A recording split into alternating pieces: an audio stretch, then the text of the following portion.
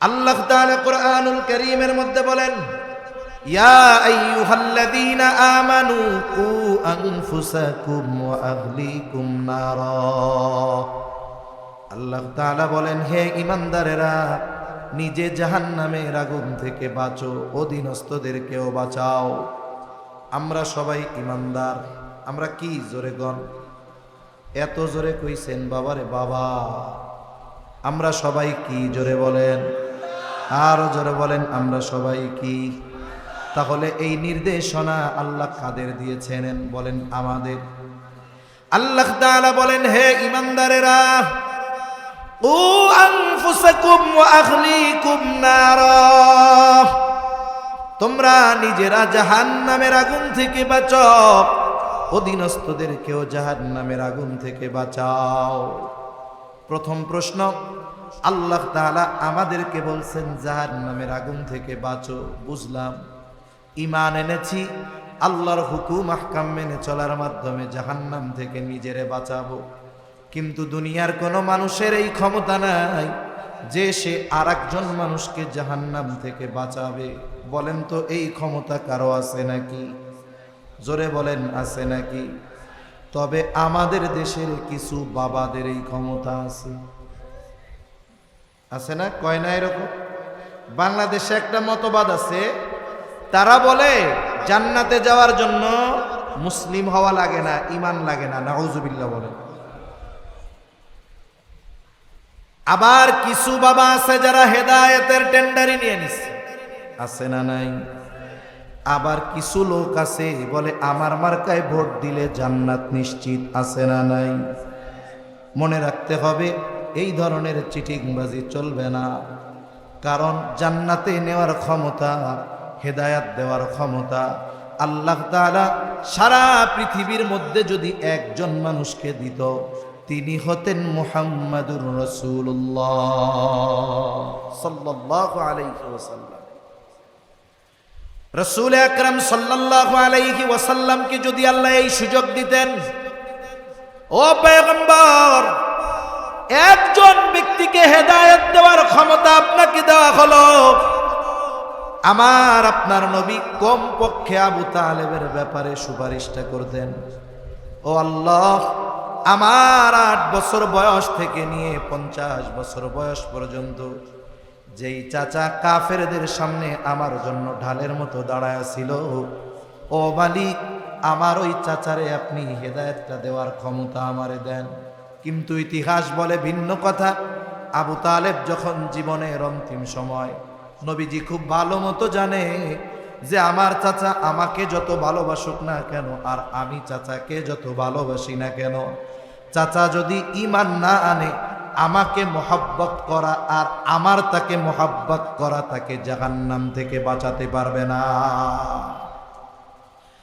এই জন্য নবীজি চাচার মাথার পাশে দাঁড়ায়া বলে, চাচা, আপনি শুধু বলেন লা ইলাহা ইল্লাল্লাহ, শুধু এতটুকু বলেন, বাকিটুকুর ব্যাপারে আমি কিয়ামতে আল্লাহর কাছে আপনার জন্য সুপারিশ করব।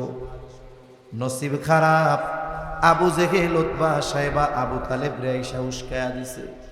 ও আবু তালেব, আপনি তো আমাদের গোত্রপতি নেতা, সম্মানিত মানুষ, মরার সময় যদি বাপ দাদার ধর্মে চুনকালি দিয়া মুহাম্মাদের ধর্ম গ্রহণ করেন, তাইলে মানুষ আপনারে বীর পুরুষ বলবে না, কা পুরুষ বলবে। খবরদার, এমন কাজ আপনি করবেন না। আবু তালেবের নসিব খারাপ, কালিমা পাঠ করতে পারলো না, দুনিয়া থেকে চলে গেল। নবীজির অন্তরে মায়া, চিন্তা, হারে যেই চাচা আমারে এত ভালোবাসে, এই চাচার ঈমান নসিব হলো না। আর আল্লাহ তাআলা ওহী নাজিল করে জানায়া দেয়, ইন্নাকা লা তাহদি মান আহবাবতা ওয়ালাকিন্নাল্লাহা ইয়াহদি মান ইয়াশা।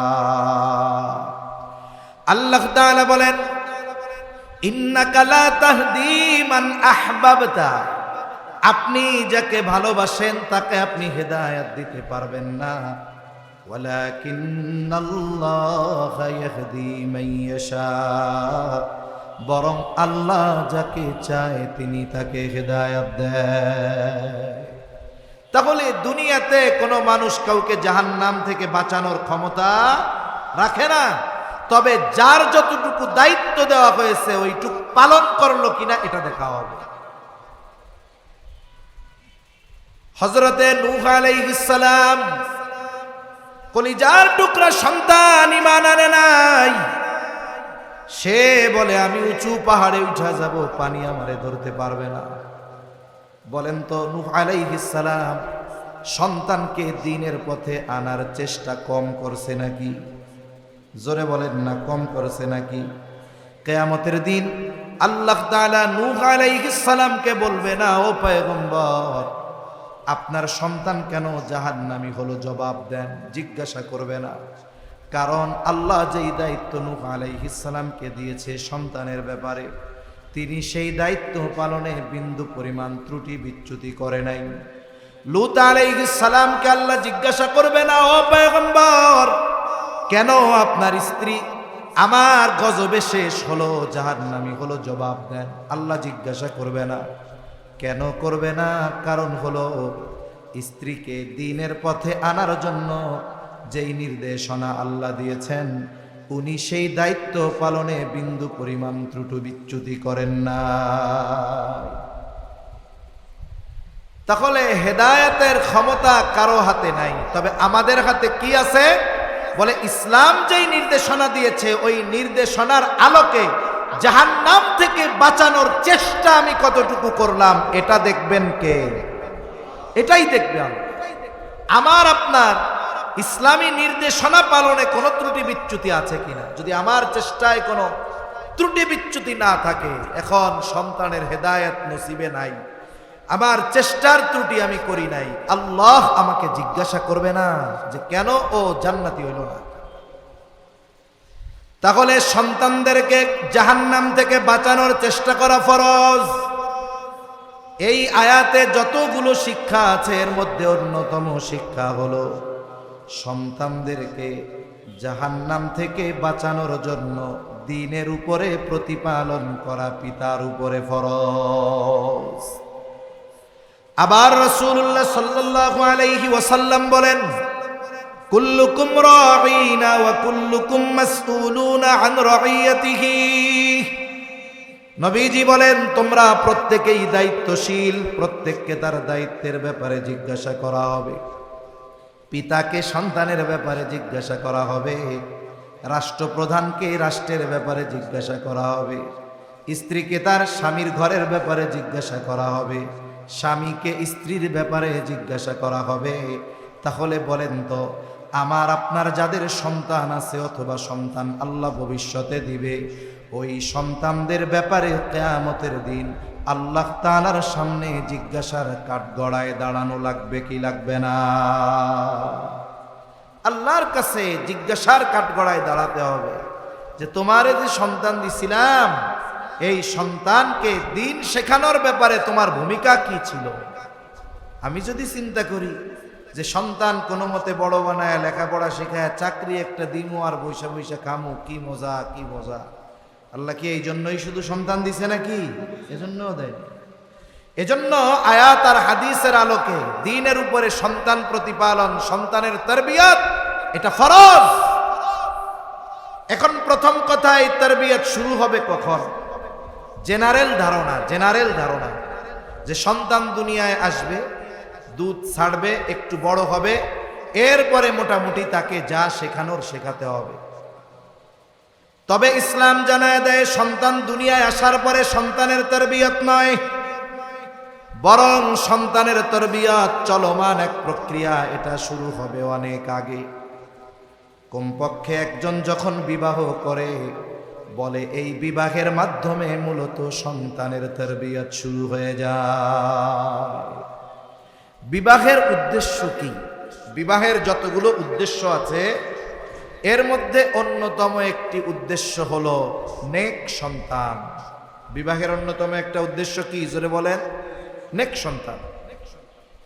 এখন নেক সন্তান যদি বিবাহের উদ্দেশ্য হয় তাহলে বিবাহের সময় নেক সন্তান কেমনে পাওয়া যায় সেই পদ্ধতি অবলম্বন করতে হবে। এজন্য নবীজি সাল্লাল্লাহু আলাইহি ওয়াসাল্লাম বিবাহের ক্ষেত্রে জানায়া দেন চারটি জিনিস দেখে মহিলাদের বিবাহ করা হয়। নবীজি বলেন তুনকাহুল মারআতু লিআরবাঈন, চারটি জিনিস দেখে বিবাহ করা হয়। এক নাম্বার দেখা হয় তার সৌন্দর্য, দুই নাম্বার সম্পদ, তিন নাম্বার তার বংশ, চার নাম্বার দিনদারিত্ব। তবে নবীজি দিনদারিত্বের ব্যাপারে বলেন ফাগফার বিদাতিদ্দীন, দিনকে প্রাধান্য দেওয়ার কথা নবীজি বলছে। কিন্তু আমাদের সমাজের অবস্থা হলো দিনদারিত্ব হলো অপশনাল, 4 সাবজেক্ট, থাকলেও ভালো না থাকলেও ভালো। যদি চেহারা, টাকা আর বংশ ভালো হয় কয় বাকিগুলো সব ঠিক হয়ে যাবে।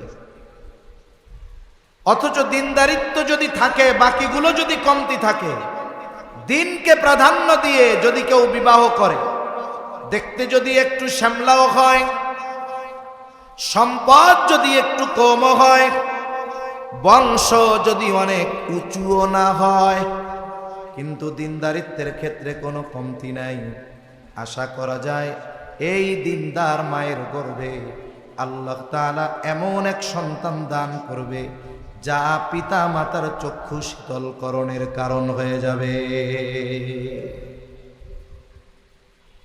প্রসিদ্ধ এক ঘটনা, হযরত ওমর রাদিয়াল্লাহু তাআলা আনহুর কাছে এক লোক গেছে সন্তানের ব্যাপারে বিচার নিয়ে। গিয়া বলে খলিফাতুল মুসলিমিন, সন্তান আমার হক আদায় করে না। হযরত ওমর রাদিয়াল্লাহু তাআলা আনহু সন্তানের কলার চেপে ধরছে, কি ব্যাপার, তুমি তোমার পিতার হক আদায় করো না কেন? সন্তান এবার পাল্টা প্রশ্ন করে, খলিফাতুল মুসলিমিন, হক কি শুধু মা বাবা সন্তানের কাছে পায়? সন্তান কি পিতার কাছে কোনো হক পায় না? হযরত ওমর রাদিয়াল্লাহু তাআলা আনহু এই প্রশ্নের জবাবে মৌলিক কয়েকটা হকের কথা বলেছেন। তিনি বলেন, হকগুলোর মধ্যে অন্যতম প্রথম ও প্রধান হক হলো প্রত্যেকটা সন্তানের তার পিতার কাছে অন্যতম প্রথম ও প্রধান হক হলো একজন দিনদার মা।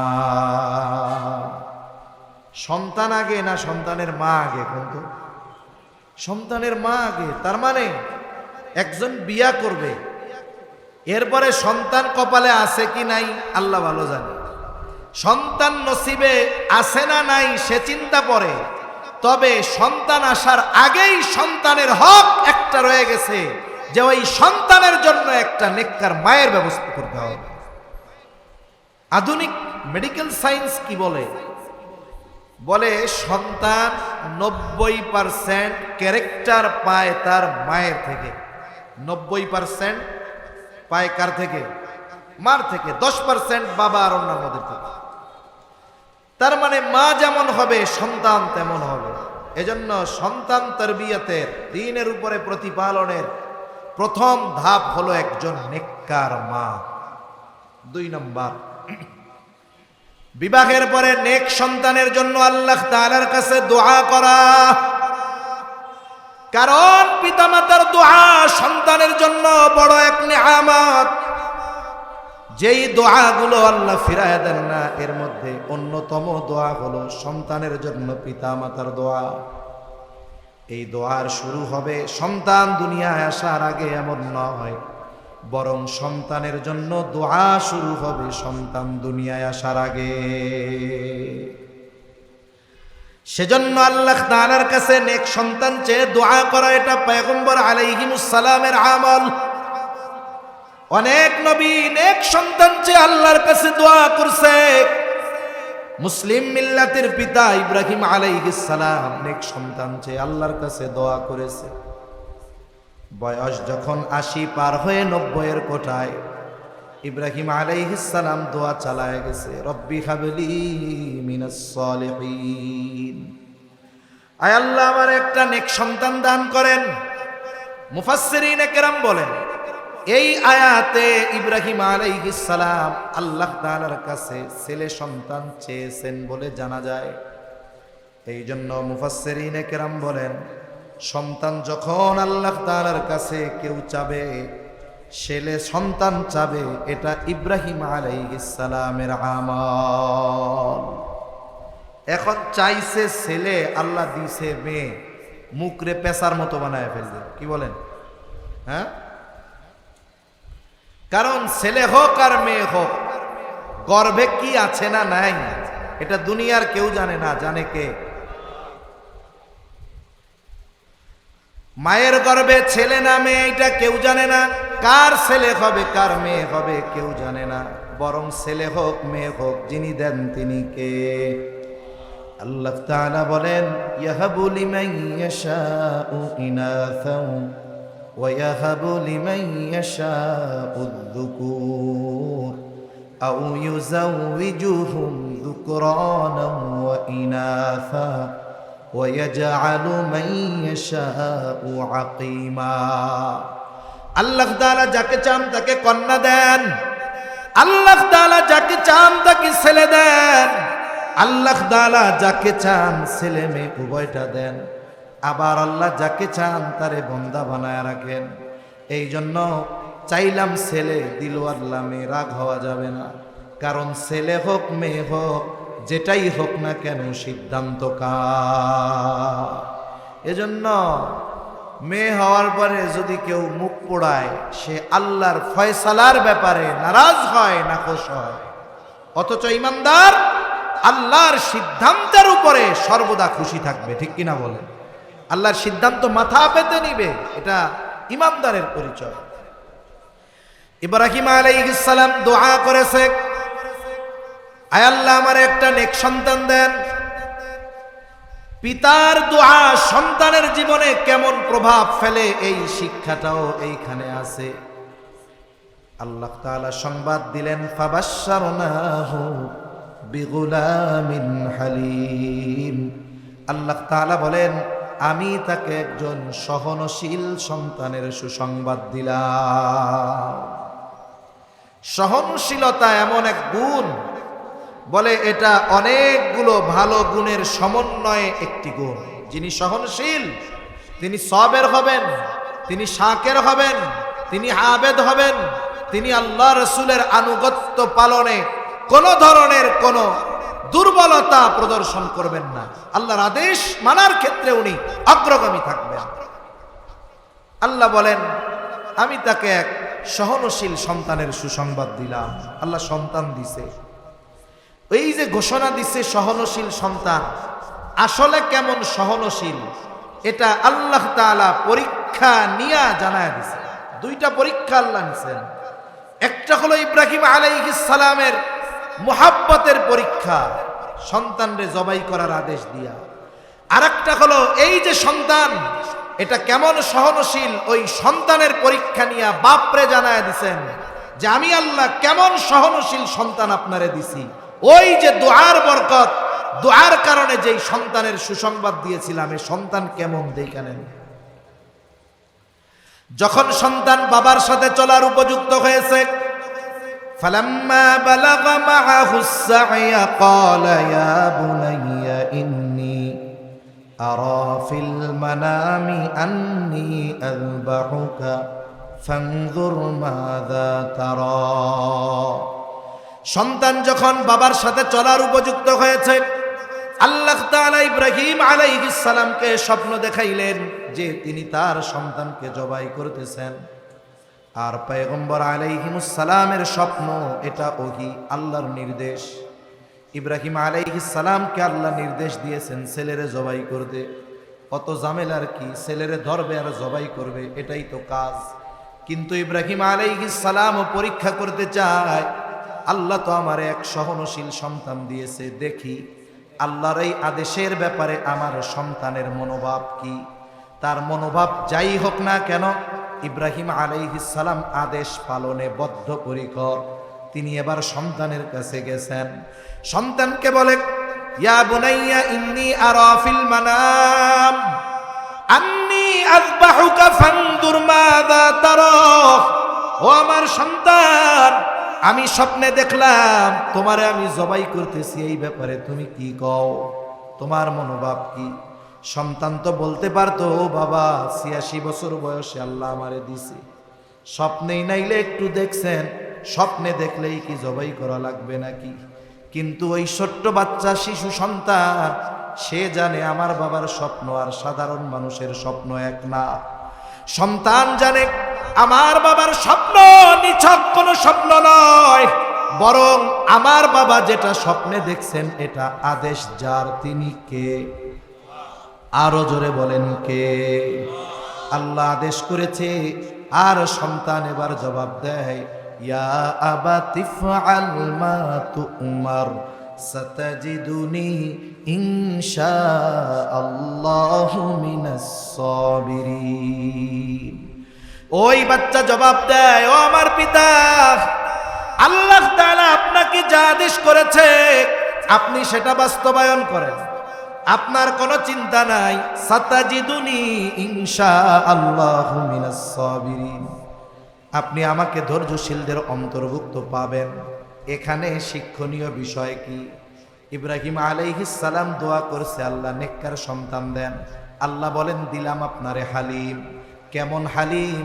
বলে এমন হালিম, এমন সহনশীল, আল্লাহর নির্দেশ আসবে তো আপনার কথায় ওই সন্তান এমন আনুগত্য করবে যে জবাইয়ের জন্য ছুরির নিচে যাইতেও সে দ্বিধাদ্বন্দ্বে পড়বে না।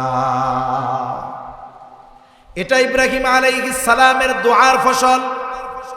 আমাদের সন্তানদের অবস্থা এমন, বলে ডানে যাইতে কইলে বামে যায়, দাঁড়াইতে কইলে শুয়ে পড়ে।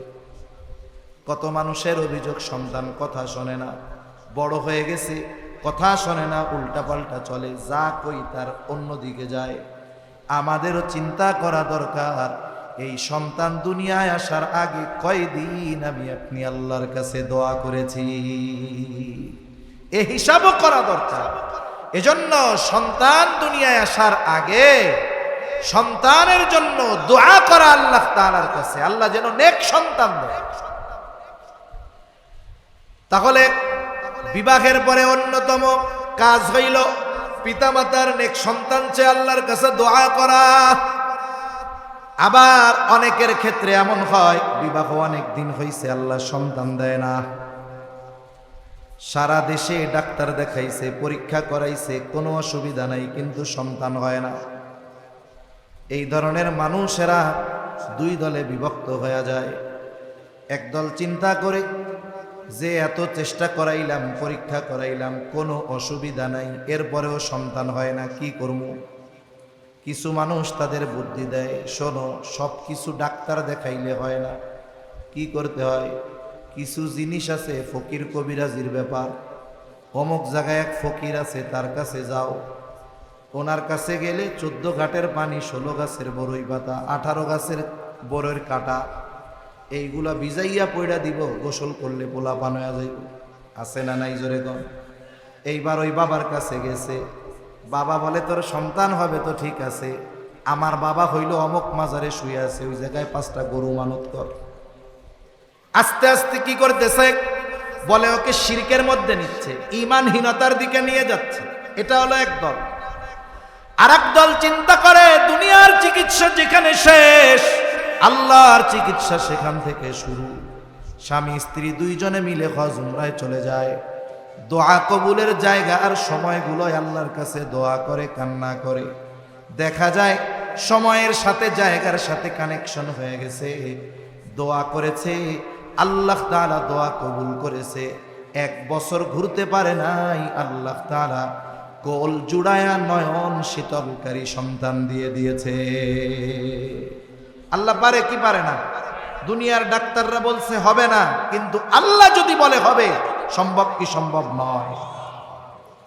হযরত মারিয়াম আলাইহিস সালাম দুনিয়ায় ভূমিষ্ঠ হলেন।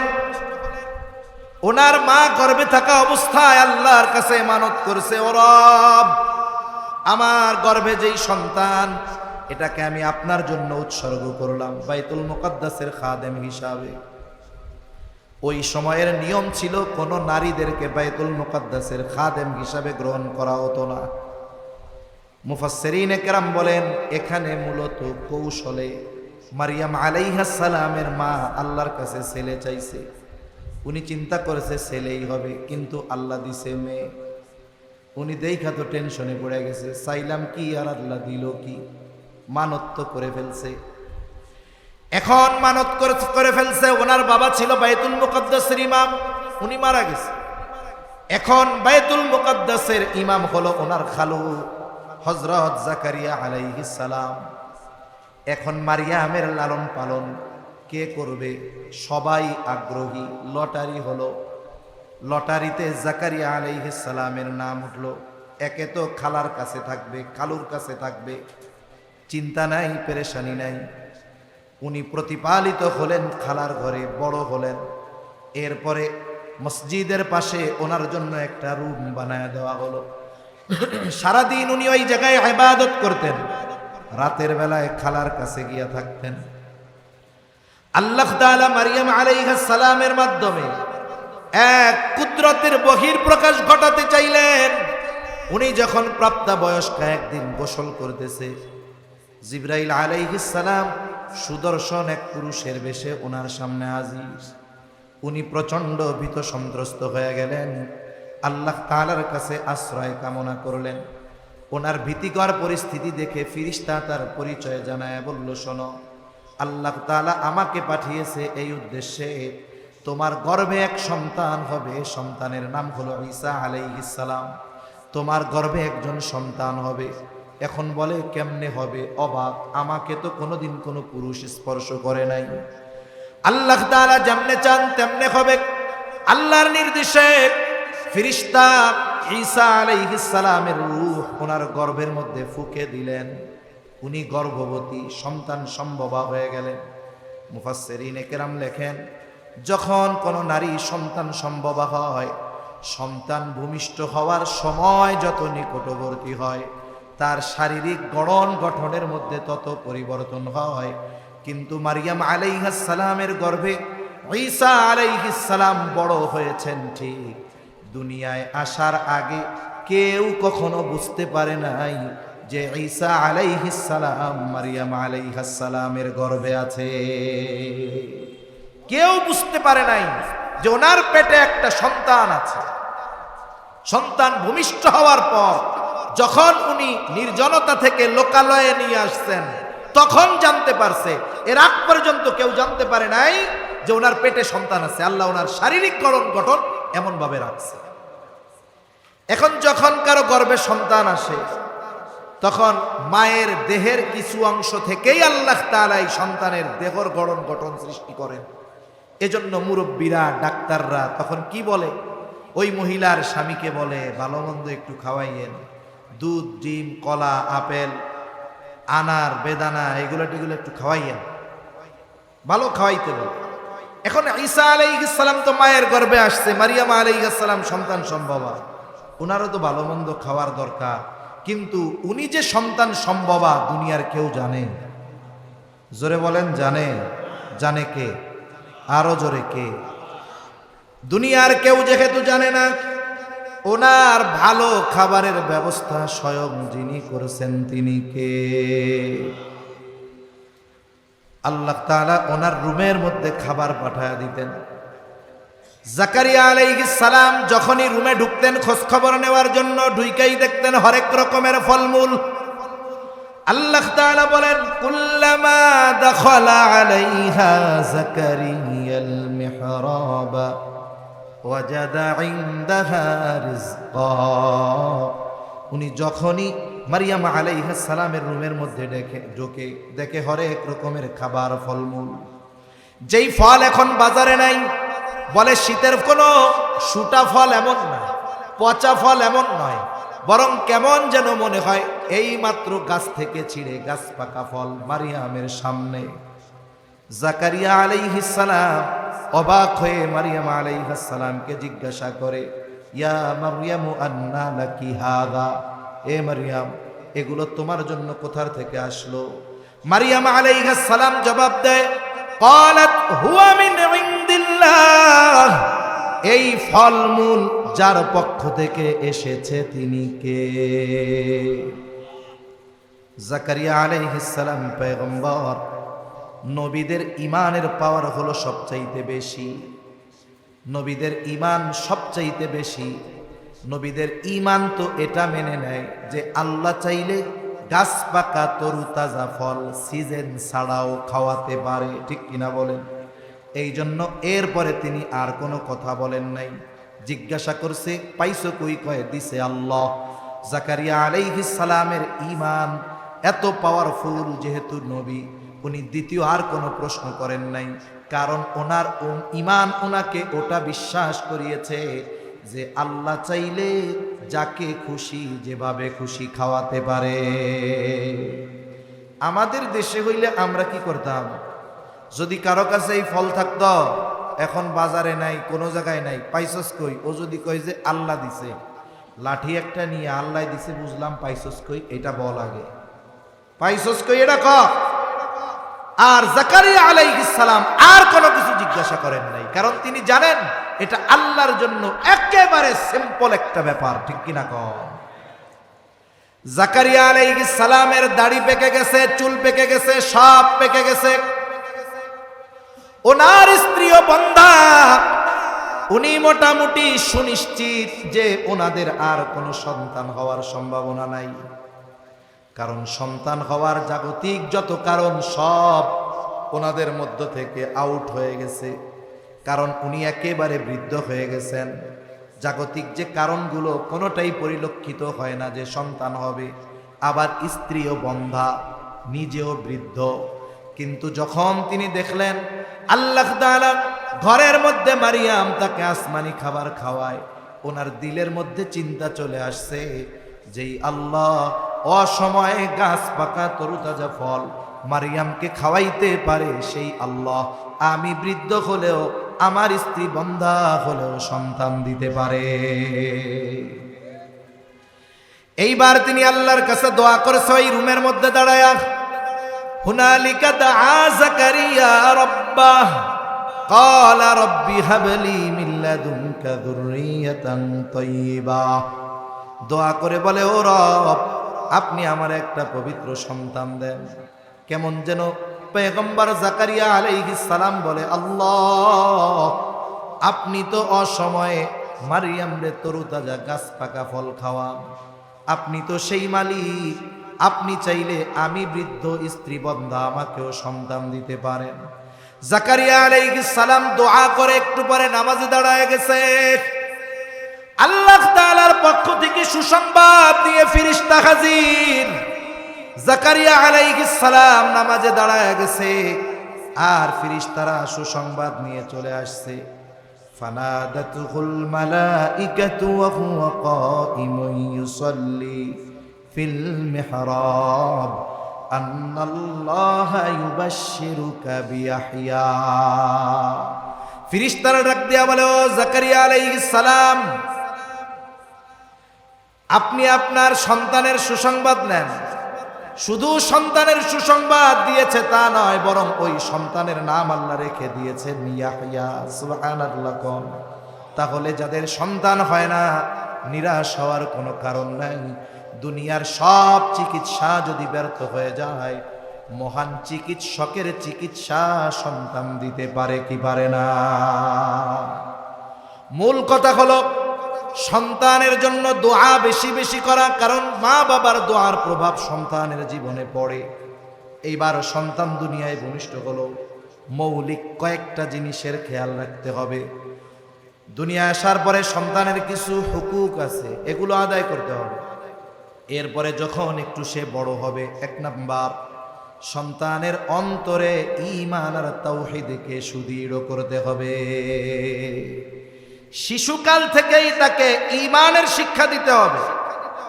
আচ্ছা বলেন তো, গাছের চারা যত ভালো হোক, কলম যত উন্নত হোক, শক্ত মাটি, পানি নাই, কাদা নাই, কিচ্ছু নাই, চারা যদি এই জায়গায় লাগাই, বলেন তো ওই গাছ হবে না মরবে? গাছ লাগানোর জন্য কি দরকার? ভেজা কাদা নরম মাটিতে গাছ লাগাইতে হবে। নরম না থাকলে পানি দিয়া নরম বানায় এরপরে ওই জায়গায় গাছ লাগাইতে হবে, অথবা গাছ লাগানোর পরে শক্ত মাটিতে যথেষ্ট পরিমাণ পানি ঢালতে হবে। এক কথায় মাটি নরম লাগবে, ঠিক কিনা কর? শিশুর মন ওই রকম কাদার নেয়, কাদার মতো মাটির তৈজসপত্র বানায় কুমার। নরম মাটিকে চাকার উপরে রেখে কুমার যখন মাটিটা ঘুরায় হাতের নৈপুণ্যতায়, একই মাটি কিছু দিয়া গ্লাস বানায়, কিছু মাটি দিয়া প্লেট বানায়, কিছু মাটি দিয়ে সে জগ বানায়, কিছু মাটি দিয়ে ফুলের টব বানায়। বানায় কি বানায় না? বলেন তো, কুমার যত অভিজ্ঞ হোক না কেন, মাটি যদি শক্ত হয়ে যায় অভিজ্ঞতা কাজে লাগবে নাকি? মাটি শক্ত হলে অভিজ্ঞতা কাজে লাগবে না। এজন্য সন্তান যখন ছোট থাকে ওর দিল থাকে নরম, ওইখানে আমি আপনি ঈমানের বীজ বপন করে দিতে পারি। কেমনে? গল্পে গল্পে পারা যায়। আপনি আল্লাহর সৃষ্টির গল্প তাকে করেন, আল্লাহর গুণবাচক নামগুলার গল্প করেন, আল্লাহর রহমতের গল্প তাকে শোনান যে আল্লাহ আমাদের বানিয়েছেন। এক কথায় তাকে ইনশাআল্লাহ বলতে শিখান, আল্লাহর কাছে চাওয়া শিখান। এইভাবে কি হবে?